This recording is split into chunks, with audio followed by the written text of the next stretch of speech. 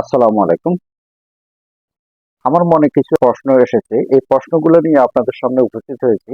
আশা করি আপনারা ধৈর্য সহকারে আমার প্রশ্নগুলো শুনবেন এবং যদি উত্তর জানা থাকে উত্তরগুলো দেওয়ার চেষ্টা করবেন। বাংলাদেশে বর্তমানে কয়টা সরকার কাজ করতেছে একসাথে? এটা আমার প্রথম প্রশ্ন। আসলে বাংলাদেশে কি ইউনূস, ডক্টর মোহাম্মদ ইউনূস উনি সরকার প্রধান হওয়ার পরে ওনার সাথে কয়টা সরকার একসাথে কাজ করতেছে? এটা কি সেনাবাহিনীর সরকার? এটা কি ব্যবসায়ীদের সরকার, ছাত্র বা সমন্বয়কদের সরকার, না ডিসিদের সরকার, না সচিবালয়ের সচিবদের সরকার? আমার এতগুলা সরকার একসাথে কাজ করে। আসলে তো যে কোনো আহ, দেশে একটা সরকার প্রধানত কাজ করে, বাকি সবাই থাকে স্টেক হোল্ডার অথবা ওই রাষ্ট্রের কর্মচারী অথবা জনগণ। আমার প্রশ্ন, বাংলাদেশে একসাথে এখন কতজন সরকার প্রধান একসাথে কাজ করতেছে? আমি কি এটাকে সেনাবাহিনী সরকার বলবো, সেনা সরকার বলবো, না ব্যবসায়ীদের সরকার বলবো, না ডিসিদের সরকার বলবো, না সচিবালয়ের সচিবদের সরকার বলবো? আমি খুঁজে পাচ্ছি না। আরেকটা জিনিস আছে, এটা কি এনজিও তে সরকার? এনজিও প্রতিনিধিরা যেভাবে তাদের আধিপত্য দাঁড় করাচ্ছে, ডিসিরা তাদেরকে পোস্টিং দেওয়ার পরে তারা মারামারি করতেছে, এতগুলা মামলা হচ্ছে, এত এত কিছু হচ্ছে, যারা হাসিনা সরকারের এতদিনের বেনিফিশিয়ারি, যে বেনিফিট গুলো নিচ্ছে সচিবরা, সেই সচিবদের বিরুদ্ধে প্রয়োজনীয় কোনো পদক্ষেপ নেওয়া হয় নাই। এবং সেই শেখ হাসিনার সচিবদেরকে নিয়েই বর্তমান এই যতগুলো সরকার একসাথে কাজ করতেছে, সব সরকারগুলা ওই সচিবদেরকে নিয়ে কাজ করতেছে।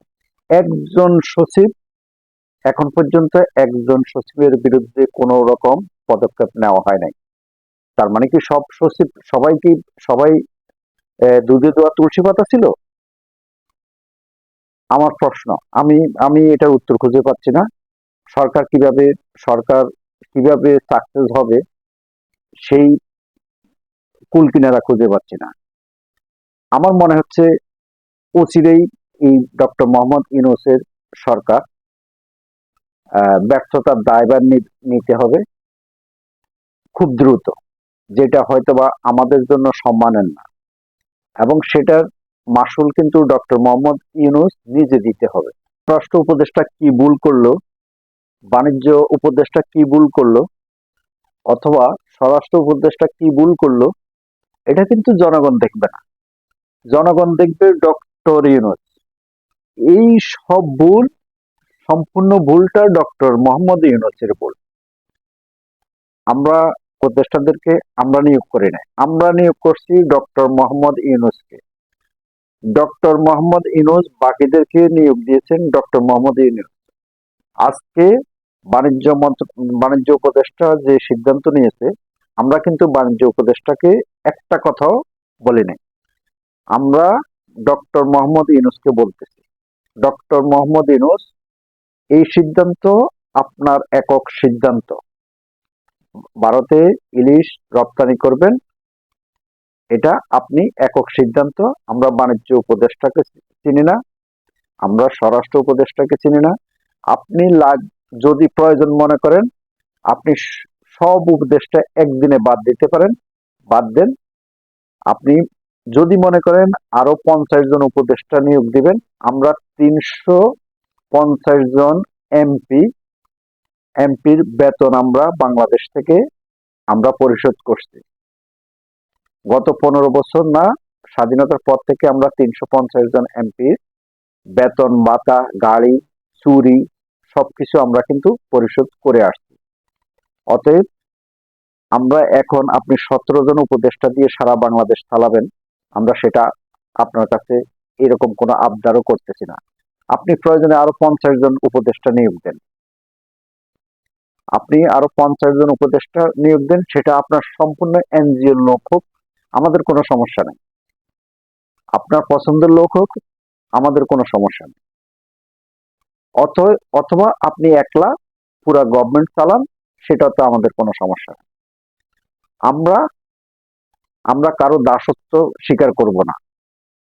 আমরা পার্শ্ববর্তী দেশ, আমাদের বন্ধুত্ব সুলভ সম্পর্ক থাকবে। আমরা তাদের দাসত্ব স্বীকার করব না। এবং আমাদের সরকার কখনো, আমরা যাদেরকে এই সরকারে দেখব, তারা কখনো কারো দাসত্ব স্বীকার করবে না। এই দাসত্ব স্বীকার করার জন্য আমরা কাউকে ক্ষমতা নিয়ে আসবো না। অতএব আপনি সিদ্ধান্ত নেবেন, আপনার উপদেষ্টা পরিষদ কি আরো ছোট করবেন, না আরো 50 জনকে নিয়োগ দিতে পারেন। কিন্তু আপনি আরো 500 জন উপদেষ্টা নিয়োগ দেওয়ার পরেও আপনি যতক্ষণ পর্যন্ত সচিবালয়ের পুনর্বিন্যাস এবং প্রেসিডেন্টের কোনো সিদ্ধান্ত আপনি নিতে না পারবেন, এবং বাংলাদেশের সমন্বয়কদের আপনি কন্ট্রোল করতে পারবেন না, ততক্ষণ পর্যন্ত সফল হবেন বলে আমরা মনে করি না। কারণ এই সমন্বয়ক কিন্তু আপনার আর্মস পার্টি না। এরা কিন্তু এরা এরা কিন্তু ছাত্র, এদেরও টাকার প্রয়োজন আছে। এরা এখনো বাচ্চা ছেলে। আন্দোলন হয়েছে রাজনৈতিক এবং ছাত্র জনতা। যদি রাজনৈতিকভাবে এই আন্দোলনকে সমর্থন করা না হতো, তাহলে 2018 সালের মতো এই আন্দোলনও একইভাবে আন্দোলনের সফলতার মুখ দেখা লাগতো না। এইটা প্রবাসে আমরা যারা আছি, আমরাও আমরা 2018-তে আমরা এভাবে উঠে পড়ে লাগে নাই, উঠে পড়ে আমরা কাজ করে নাই, সেটা আমাদের ব্যর্থতা।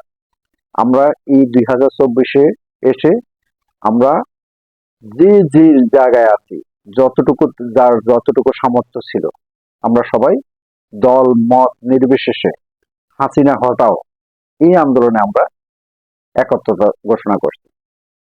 আপনি এখন বাংলাদেশের জনগণ এখন পর্যন্ত আপনার পুরোপুরি সমর্থনে আছে, কিন্তু আপনি জনগণের আশা আকাঙ্ক্ষা অনুসারে সেই কাজগুলা আপনি এখন পর্যন্ত সমাপ্ত করতেছেন না, এবং কি শুরু করতেছেন না। আপনি সংবিধান নিয়ে করতেছেন, আপনি 6টা কমিটি গঠন করছেন, ভালো কথা, এটা অনেক খুশির খবর। কিন্তু শেখ হাসিনা গভর্নমেন্টের যে স্টেক হোল্ডার, যারা এই রেজিমটাকে 15 বছর ধরে লালন পালন করছে, আপনি মন্ত্রী এমপিরা কিন্তু লালন পালন করে নাই, আপনি মন্ত্রী এমপি সবাইকে অ্যারেস্ট করতেছেন, ভালো কথা। কিন্তু সর্বপ্রথম কাদেরকে অ্যারেস্ট করার দরকার ছিল? পুলিশ তো যারা ছিল, পুলিশদেরকে তো জনগণ তাড়িয়ে দিয়েছে। আপনি সচিবালয়ে এখনো হাত দেন নাই, এটা দুঃখজনক। অনেক সচিব আছে বাংলাদেশে, অনেক এডিসি আছে, ডিসি আছে, এরা সবাই শেখ হাসিনার একদম রেজিমের একনিষ্ঠ সমর্থক ছিল, যেটা আপনাকে যে কোনো মুহূর্তে আপনাকে বিপদে ফেলতে পারে। আমরা এই কথাগুলো বলতেছি, আপনাকে পছন্দ করি, আপনি আমাদেরই পছন্দের লোক, আমাদের আমাদের পছন্দের সরকার, এই কারণে আমরা আপনাকে এই কথাগুলো মনে করে দিচ্ছি। কিন্তু মনে রাখবেন, আমাদের এই কথা আমরা দ্বিতীয়বার কখনো বলবো না। আমাদের এই কথাগুলা বলার জন্য আর সময় আসবে না, কারণ প্রতিনিয়ত অনেক সমস্যাগুলো আসবে, আমরা সেই সমস্যাগুলো নিয়ে কথা বলবো। আপনাকে পুরান সমস্যা নিয়ে কথা বলার সময় আমাদের হাতে নাই। অতএব আপনি সচিবালয়ে এখনো আপনার নিয়ন্ত্রণে আসে নাই, সরকারের নিয়ন্ত্রণে সচিবালয়ে আসে নাই। আপনি প্রেসিডেন্টের কোনো একটা সিদ্ধান্ত নিচ্ছেন না। সেনাবাহিনী, আমরা সেনাবাহিনীর সরকার মনে করব এটাকে, না সচিবালয়ের সরকার মনে করব? না ছাত্র সমন্বয়কদের সরকার মনে করব। এখন পর্যন্ত বাংলাদেশের অর্ধেক নিয়ন্ত্রণ সেই ছাত্র বা সমন্বয়কদের হাতে। আপনি একটাবার সেই হাসনাত আব্দুল্লাহ, সার্জিক, তারা সারা বাংলাদেশের এই প্রান্ত হতে ও প্রান্তে তারা ঘুরে ঘুরে মিটিং সমাবেশ করতেছে। একজন ছাত্র এতগুলা টাকা কই থেকে পায়? আপনি কোনো টাকা না, তারা যে ভাড়া খরচ করতেছে, তারা যে গাড়িগুলা খরচ করতেছে, গাড়ির পেট্রোল খরচ করতেছে, এই পেট্রোলের টাকাটা কই থেকে আসতেছে আপনি একবারও জিজ্ঞাসা করেন না। এটা জনগণের প্রশ্ন। জনগণ এটা নিয়ে আপনাকে প্রশ্ন করবে।